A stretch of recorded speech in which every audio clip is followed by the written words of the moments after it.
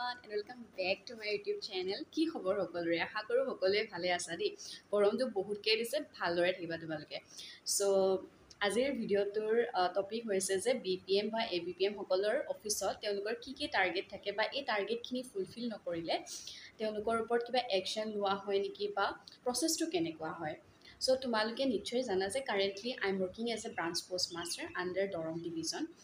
আৰু মোৰ ভিডিঅ' তোমালোকে ট্ৰেইনিং প্ৰচেছ বা মেৰিট বেচিছত কেনেকৈ তোমালোকে চাকৰিটো পাবা বা দৰমহা কিমান হয় গোটেইখিনি কথা মই জনাবৰ কাৰণে ট্ৰাই কৰিছোঁ কিন্তু এটা মোষ্ট ইম্পৰ্টেণ্ট টপিক যে কি টাৰ্গেট দিয়া হয় মই মোৰ কমেণ্ট ছেকশ্যনত এটা কমেণ্ট পাইছিলোঁ যে বা টাৰ্গেট বহুত থাকে বুলি শুনিছোঁ চ' মই তাৰ ওপৰতে আজি ডিছকাছ কৰিম কাৰণ তোমালোকে জইন কৰাৰ পাছত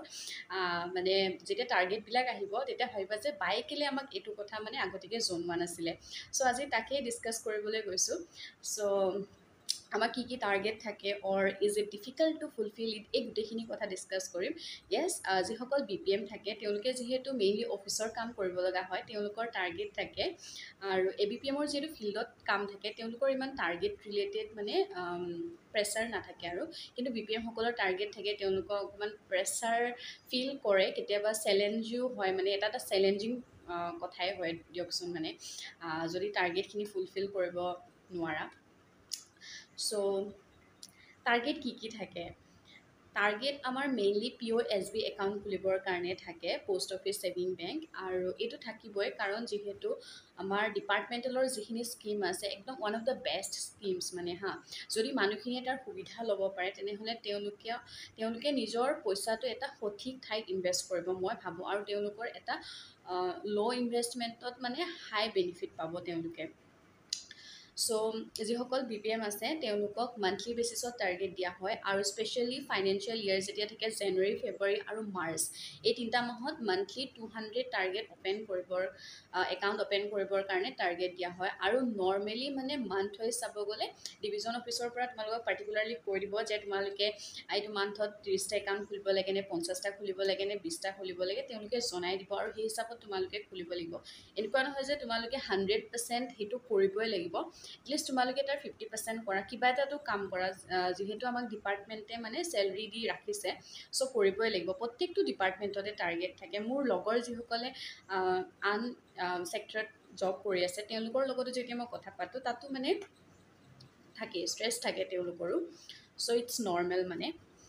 আৰু এইখিনিতে মই এটা কথা কওঁ যে চেলেঞ্জিং কিয় হয় টাৰ্গেট ফুলফিল কৰাত তোমালোকে নিশ্চয় গম পোৱা যে বিঅ'বিলাক যোনবিলাক ব্ৰাঞ্চ অফিচ থাকে মেইনলি গ্ৰাছৰুট লেভেলত মানে মানুহখিনিক ফাইনেন্সিয়েলি মানে অলপ অৰ্থনৈতিকভাৱে আগবঢ়াই দিবৰ কাৰণে এই ব্ৰাঞ্চ অফিচবিলাক থাকে আৰু এটা ব্ৰাঞ্চ অফিচৰ আণ্ডাৰত 7খন 6খন বা কেতিয়াবা মেক্সিমাম 10খন গাঁও থাকে মোৰ অফিচৰ আণ্ডাৰতো 10খন গাঁও থাকে আৰু মোৰ অফিচৰ আণ্ডাৰত 10খন গাঁৱৰ মানুহ আহে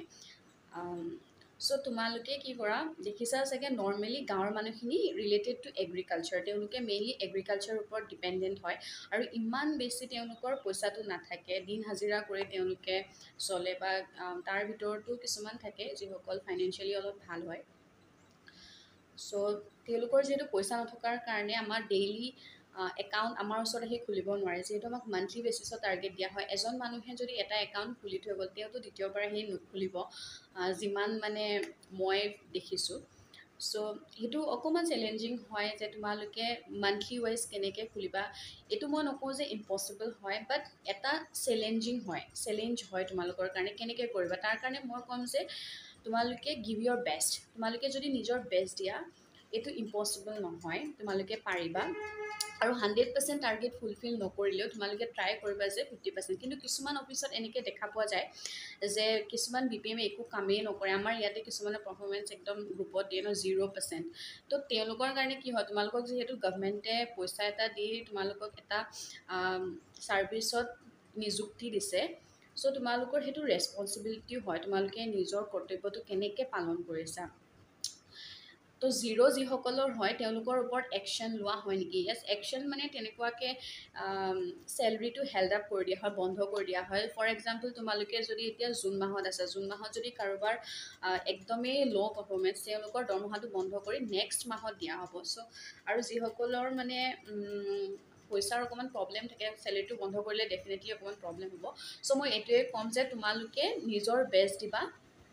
আৰু মানুহখিনিৰ মাজত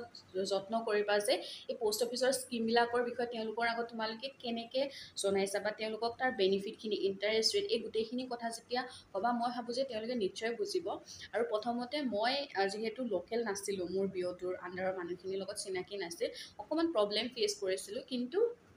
পাছলৈ মই তেওঁলোকক এতিয়া যেতিয়া বুজাওঁ তেওঁলোকে বুজি পায়, একাউণ্ট অ'পেন কৰে। আৰু এতিয়ালৈতো মোৰ তেনেকুৱা একো চেলেৰি হেল্ড আপ কৰা বা তেনেকুৱা একো মই প্ৰব্লেম ফেচ কৰা নাই। আৰু এইখিনিতে এটা কথা কওঁ, যিসকলে ডিগ্ৰী কৰি আছে মই ভাবোঁ যে তোমালোকে ডিগ্ৰী কৰি এইটো চাকৰিত জইন নকৰিবা, এতিয়া ডিগ্ৰীটো কমপ্লিট কৰি লোৱা, কাৰণ পঢ়াটো বহুত বেছি ইম্পৰ্টেণ্ট। কাৰণ চাকৰি তোমালোকে কৰি ল'বা পাছত,